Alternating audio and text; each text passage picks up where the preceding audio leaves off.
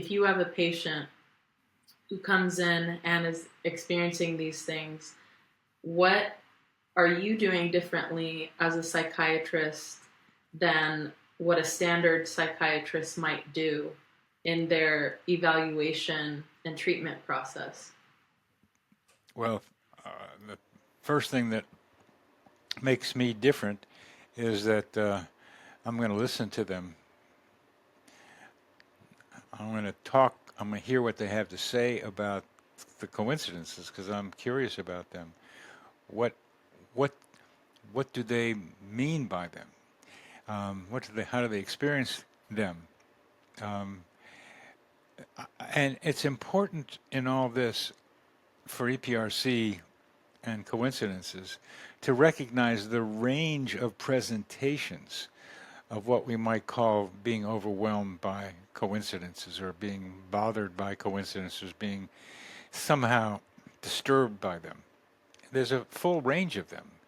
And on one end are those who are incapacitated by experiencing too many of them so that they can't function. And the key thing in psychiatry, as in medicine in general, but in psychiatry, is if they're not functioning, that's a problem. No matter what the trigger might be, the cause might be alcoholism, drug abuse, depression, mania. It's the ability to function that's fundamental. The ability to get out in the world. I've got one of my patients now is got a beautiful delusional system that he doesn't want to tell me much about, but he finally spilled the beans one time because he was upset about it.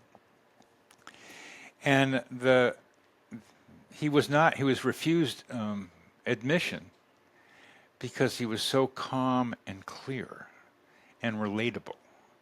And let's point to what people need to do if they get into the crazy hospital. And this is perhaps one of the most important messages anybody could deliver to someone who's been stuck away for various reasons. Another one of my patients was put in the state mental hospital because she was paranoid and pretty angry.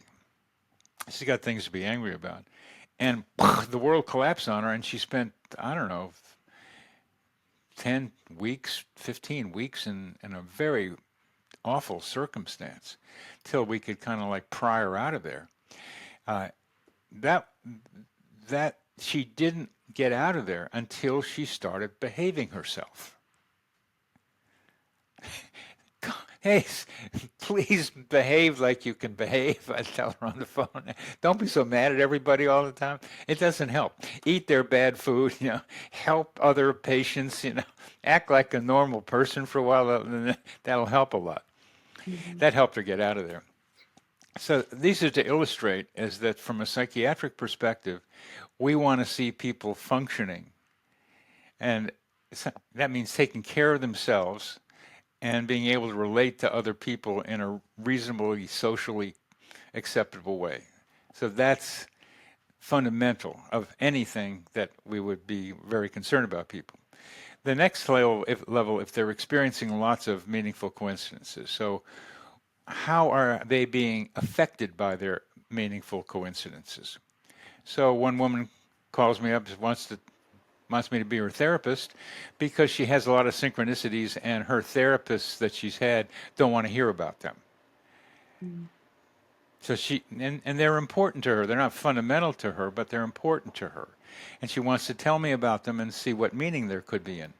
So in her case, synchronicities are more like dreams. And it's very useful to think of life is but a dream, sweetheart. Hello, hello again. Anyway, that's an old song from the 50s. And the row, row, row your boat gently down the stream. Merrily, merrily, merrily, merrily, life is but a dream. I mean, that's a profound lesson for little kids to hear. Life is but a dream. Merrily, merrily, be happy. Row your boat, the stream of life, gently down the stream. Go with the flow of it. What a great Zen Cohen thing to be able to tell kids without knowing what the real message was. I had to get much older to be able to hear, to understand that. So that life is but a dream you can take as the idea in synchronicity. Meaningful coincidences can be dreamlike. In many ways they are, because we don't remember them. They're kind of weird things that crop up as dreams do. Mm-hmm. So taking a dream diary and having a coincidence diary is very, very useful. So you can start seeing the patterns in them, which is the same idea. Dreams and synchronicities are very much like each other in their symbolic meaning. Not always. Some dreams are just like, okay, you fell out of the bed. Some dreams are like full of meaning Yeah. that if you look at them, and same is true of synchronicities. So that's what I learned to be able to do with this patient, help her understand some very vivid experiences, waking life, and see what the symbolic meaning might be. Hmm.